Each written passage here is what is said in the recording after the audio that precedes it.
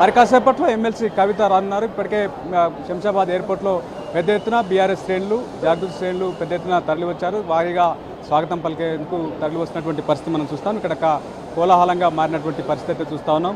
ప్రస్తుతం మనతో మాట్లాడేందుకు జాగృతి నేత నవీన్ ఆచార్య గారు. చెప్పండి, ఏ రకంగా చూస్తారు? ఈరోజు కేసుకు సంబంధించి ఎటువంటి ఆధారం లేదు, ఏ రకంగా రాజకీయ కక్షతోనే కేసు అనేది స్పష్టమైన నేపథ్యంలో ఏం చెప్పాలి? అంటే ఇప్పుడు మనం చూసుకున్నట్టయితే ఈ భారతదేశం లోపల ఒక అప్రకటిత ఎమర్జెన్సీ నడుస్తూ ఉన్నది. భారతదేశం లోపల ఉన్న ప్రతి ప్రజాభిమానం ఉన్న ప్రతి రాజకీయ నాయకుల మీద, ప్రతి పార్టీల మీద, అదే ఇక్కడ బిజినెస్ చేసుకుంటున్నటువంటి ప్రతి పారిశ్రామికవేత్త మీద ఒక నిర్బంధాన్ని ఇలా కొనసాగిస్తూ ఉన్నది. ఎవరైతే వ్యాపారవేత్తలు ఉంటారో వాళ్ళ వ్యాపారాలను గుంజుకోవడం, అదే రాజకీయ నాయకులు అయితే వాళ్ళను నయాన భయాన లొంగ తీసుకోవడం జరుగుతూ ఉన్నది. ఉద్యమ స్ఫూర్తితో వచ్చినటువంటి కవితక్క గారి మీద ఏదైతే 2 సంవత్సరాల కింద కేసు ఉన్నదని చెప్పి వాళ్ళ ఎంపీ తొలుత ప్రకటించిండు మనీందర్ సింగ్. కాబట్టి ఇవాళ దీని మీద రాజకీయ కుట్రలతోనే ఇది జరిగిందని చెప్పి మేము భావిస్తూ ఉన్నాం. అదేవిధంగా కేసు జరుగుతున్నటువంటి తీరును చూస్తే కూడా 2 సంవత్సరాల లోపల ఏ రకమైన ముందడుగు కూడా కేసు లోపల కనిపించలేదు. 493 మంది సాక్షులను విచారించారు, 57 మంది నిందితులుగా చేర్చారు. తర్వాత 2 సంవత్సరాల పాటు ఈ యొక్క జరిగింది. 60,000 పేజీల డాక్యుమెంట్లను దాంట్లో పెట్టడం జరిగింది. కానీ ఈ రోజుకు ఒక్క రూపాయిని కూడా వాళ్ళు పట్టుకోలేకపోయినరు. తర్వాత ప్రతి ఒక్కరిని తీసుకుపోవడం, అతన్ని బెదిరించడం, ఆ బెదిరించిన వ్యక్తికి ఇది చెప్పిండు అది చెప్పిండు అని చెప్పి ఇంకా కొందరిని తీసుకుపోవడం. 17 నెలల పాటు సిసోడియా ఇవాళ జైల్లో ఉంటే ఆయనకు బెయిల్ ఇచ్చే టైంలో, అదేవిధంగా కవిత గారికి బెయిల్ ఇచ్చే టైంలో కూడా కోర్టు చాలా తీవ్రమైన వ్యాఖ్యలు చేసింది. మీరు చట్టాన్ని ఫాలో కావట్లేదు, మీరు కేవలం పిక్ అండ్ చూస్ చేస్తున్నారు, అంటే మనుషుల్ని కొందరిని ఎంచుకొని వాళ్ళ మీద కేసులు పెట్టడం, వాళ్ళని లోపల పెట్టడం చేస్తూ ఉన్నారు అని చెప్పారు. ఒక కేసులు పెట్టడం మాత్రమే కాదు, దాన్ని సాగదీయడం కూడా చాలా సుదీర్ఘంగా సాగదీస్తూ ఉన్నారు. 20 నెలల పాటు జరిగినటువంటి ఈ కేసు లోపల ఇప్పటికి 24 నెలలైంది. 2022 ఆగస్టులో జరిగినటువంటి ఆరోపణలు వచ్చిన నేపథ్యంలో ఈ రోజు దాకా కూడా ఎటువంటి ముందడుగు లేదు. అంటే 100 మందిని విచారించినా కూడా 60,000 పేజీల డాక్యుమెంట్లు వేసినా కూడా ఏం సాధించకపోతే అర్థమేమున్నది? ఇప్పుడు కవిత గారి విషయాన్ని మనం చూసుకున్నట్టయితే మీరు ఫోన్లు ధ్వంసం చేసిరన్నారు, మనం 14 ఫోన్లు ఇచ్చినాము. ఎక్కడ పెట్టుకుంటుంది మొహం?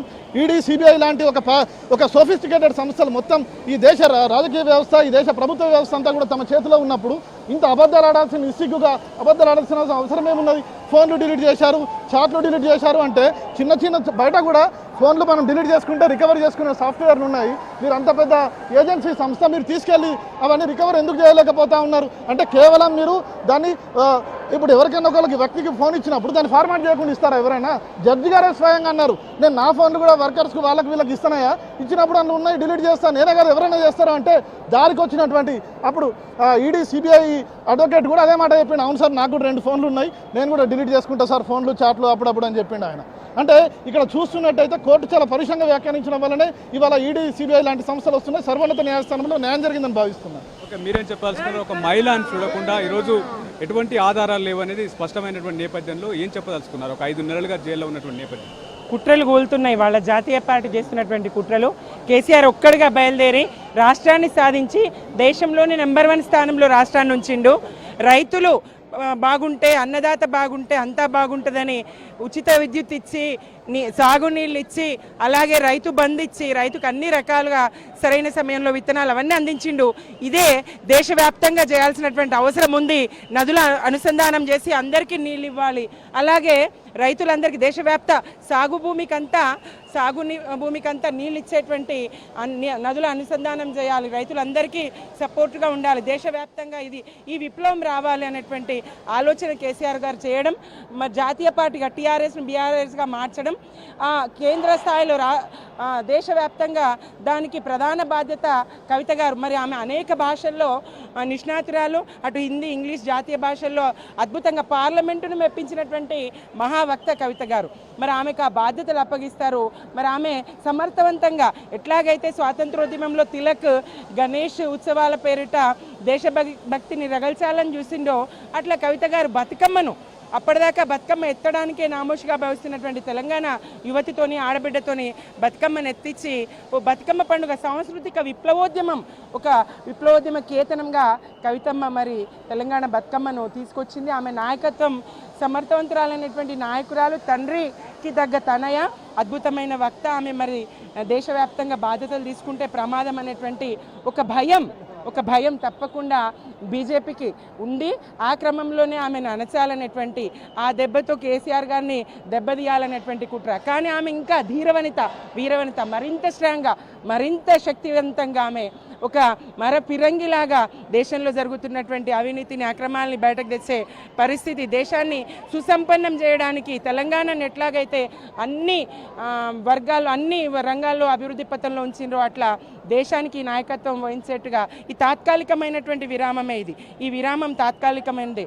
బతుకమ్మ మన బతుకు ఆటే గదరా, జాజరాడ జమగూడి పోదాం పదరా, ఆడుదాం బలె బలె ఆడుదాం డప్పుల్ల దరువేరా, పల్లె తెలంగాణ పాట పాడరా, కోలాటము జడ కొప్పేరా, దూలంటూ అల్వాపై దుంకాడరా, ఆడుదాం బలె బలె ఆడుదాం డప్పుల్ల దరువేరా, పల్లె తెలంగాణ పాట పాడరా. జై తెలంగాణ. తెలంగాణ సంస్కృతి సాంప్రదాయాలకు వారధైనటువంటి కవితక్క గారు దసరా పండుగ ఒకరోజు ముందుగా తను ఏదైతే బతుకమ్మ కోసం విశ్వవ్యాప్తం చేసిందో ఆ బతుకమ్మని ఇవాళ కాపాడుకోవడం కోసం వస్తూ ఉంది. ఇవాళ రాజకీయ కుట్రలో భాగంగా ఏదైతే దేశంలోనే అత్యంత వరస్ట్ కేసు ఏదైనా ఉంది అంటే అది లిక్కర్ పాలసీని ఒక కేసుగా మార్చి ఇవాళ కవిత గారి యొక్క ప్రతిష్టనే కాదు, దేశంలో ఉన్నటువంటి అటు కేజ్రీవాల్, సిసోడియా లాంటి వ్యక్తుల యొక్క ప్రతిష్టను కూడా దిగదార్చింది. ఇది ఈ దేశంలో ఉన్నటువంటి ఈడీ, సిబిఐ, ఐటీ లాంటి సంస్థలను రాజకీయ అవసరాలకు వాడుకొని ఇవాళ రాజకీయ దురుద్దేశంతో పెట్టిన కేసు అని తేలిపోయింది.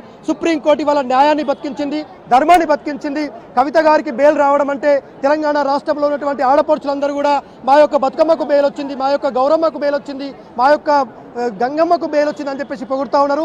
తెలంగాణలో ఉన్నటువంటి సంస్కృతి సాంప్రదాయాలను కాపాడడం కోసం నిరంతరం 18 సంవత్సరాలుగా రాజకీయాల్లో ఉన్నటువంటి ఆ కవిత గారు చాలా ఏదైనా ఒక పట్టుబడితే ఒక మొండిగా కొట్లాడుతుంది. ఇవాళ ఈ కేసు వల్ల ఆమె ఒక శపథం చేసింది, నన్ను ఏదైతే అనవసరంగా అన్యాయంగా నా మీద కేసు పెట్టిరో ఈ కేసులో ఎలాంటి ఆధారాలు లేకుండా కూడా 5 నెలల సమయంగా నన్ను జైల్లో పెట్టి నా పిల్లలకు, నా భర్తకు, నా కుటుంబానికి దూరం చేసిరో ఖచ్చితంగా వాళ్ళందరి మీద శపథం చేస్తా ఉన్నా. నేను ఇవాళ జగమండిగా మారైనా సరే నా యొక్క లక్ష్యాన్ని నెరవేర్చుకుంటా, నాకు ఈ పరిస్థితి సృష్టించిన వాళ్ళ మీద రివెంజ్ తీసుకుంటా అని చెప్పారు. ఖచ్చితంగా ఆమె ఒక ముందు చూపుతో ఇవాళ తెలంగాణ రాష్ట్రంలో సంస్కృతి సాంప్రదాయాలతో పాటు ఒక విలువైనటువంటి నాయకురాలని చెప్పేసి తెలియజేస్తా ఉన్నాను. మీరు చెప్పండి, జాగృతి నాయకులను ఏం చెప్పదలుచుకున్నారు? ఈరోజు కేసుకు సంబంధించి ఎంతమంది వచ్చారు? స్వాగతం చెప్పాను. ఈరోజు తెలంగాణ రాష్ట్ర వ్యాప్తంగా ఉన్నటువంటి విద్యార్థి యువత మొత్తం కూడా కదిలి రావడం జరిగింది. ఈరోజు మా యొక్క అధినేత్రి అయినటువంటి శ్రీమతి కవిత గారి పైన పెట్టినటువంటి అక్రమ నిర్బంధాన్ని 5.5 నెలలుగా తట్టుకొని ఈరోజు మొక్కవని విశ్వాసంతో ఈరోజు ఇక్కడ ఉన్నటువంటి యావత్ విద్యార్థి యువతకు అందరికీ కూడా మరొక స్ఫూర్తినిచ్చే విధంగా, ఉద్యమానికి ఊతం ఇచ్చే విధంగా ఈరోజు అక్క నిన్న చేసినటువంటి వాక్యాల్లో నిదర్శనం. ఆ యొక్క కన్నిటికి జవాబు చెప్పే విధంగా ఆమె చేసినటువంటి తప్పును ఏది కూడా దేశానికి అత్యున్నతమైనటువంటి న్యాయస్థానం ఏదైతే సుప్రీంకోర్టు ఉందో, సుప్రీంకోర్టు కూడా ఈడీ సంబంధించి, సిబిఐ సంబంధించినటువంటి దానిపైన కూడా మొత్తం కూడా ముట్టకాయలు ఇచ్చినటువంటి సందర్భాన్ని మనం చూస్తాం. ఈ రోజు సిగ్గు లేకుండా ఇక్కడ ఉన్నటువంటి కాంగ్రెస్, బీజేపీ నాయకులు ఏదైతే కాంగ్రెస్ తోని పొత్తులో భాగంగా లేకపోతే బీజేపీతోని పొత్తు చేసుకొని ఈ రోజు ఈమెకు బెయిల్ రావడం జరిగిందని చెప్తున్నారు. నిజంగా మనీష్ సిసోడియాకు బెయిల్ వచ్చినప్పుడు మీరు రాహుల్ గాంధీ సపోర్ట్ చేస్తాడు, అదేవిధంగా ఏదైతే కేజ్రీవాల్ గారి పైన బెయిల్ వచ్చినప్పుడు మీ యొక్క ముఖ్యమంత్రి గారు మీ రాహుల్ గాంధీ సపోర్ట్ చేస్తారు. ఇదే కేసులో ఉన్నటువంటి శ్రీమతి కవిత గారికి బెయిల్ వస్తే మేము వాళ్ళతోని ములాఖాతులకు పోయినామా, ఏం మాట్లాడుతున్నారో ఒకసారి మహేష్ గౌడ్ కానీ, పొన్నం ప్రభాకర్ కానీ వీళ్ళందరూ కూడా ఒళ్ళు దగ్గర పెట్టుకొని మాట్లాడాల్సినటువంటి అవసరం ఉన్నది. రాబోయే తరుణంలో విద్యార్థి యువజన నాయకత్వాన్ని అందరూ కూడా ముందుకు తీసుకుపోయే విధంగా శ్రీమతి కవిత గారి నాయకత్వంలో బలంగా పనిచేయడానికి మేము అంత సిద్ధమై ఉన్నామని చెప్పేసి ఈ సందర్భంగా తెలియజేస్తాను. మీరే చెప్పాల్సుకున్నారు. ఇలా రాష్ట్ర వ్యాప్తంగా ఇన్ని రోజులు కూడా లిక్కర్ స్కామ్ అని చెప్పారు. లిక్కర్ స్కామ్ అంటే ఒకటేది, కాంగ్రెస్, బీజేపీ అక్రమ సంస్థకి పుట్టిందే లిక్కర్ స్కామ్. ఇలా లిక్కర్ స్కామ్ పెట్టి తెలంగాణ జాగృతం చేసి బతుకమ్మగా, తెలంగాణ బతుకమ్మగా ఉన్నందుకు, కేసీఆర్ బిడ్డ అయినందుకు కేసులు పెట్టి 160 రోజులు జైలు పంపించి పిల్లల దూరం చేసిన ఈ కాంగ్రెస్, బీజేపీ ఖచ్చితంగా బుద్ధి చెప్తారు కవితక్క గారు. రైట్, మొత్తానికి మరి కాసేపట్లో ఏదైతే కవిత రాబోతున్న నేపథ్యంలో భారీగా బీఆర్ఎస్ శ్రేణులు, అదేవిధంగా జాగృతి నాయకులు పెద్ద ఎత్తున తరలి వచ్చారు. స్వాగతం పలికేందుకు భారీగా తరలి వచ్చిన నేపథ్యంలో శంషాబాద్ ఎయిర్పోర్ట్ అంతా జనంతో కిక్కిసిన పరిస్థితి చూస్తాను. Over to studio. Right brother, thank you.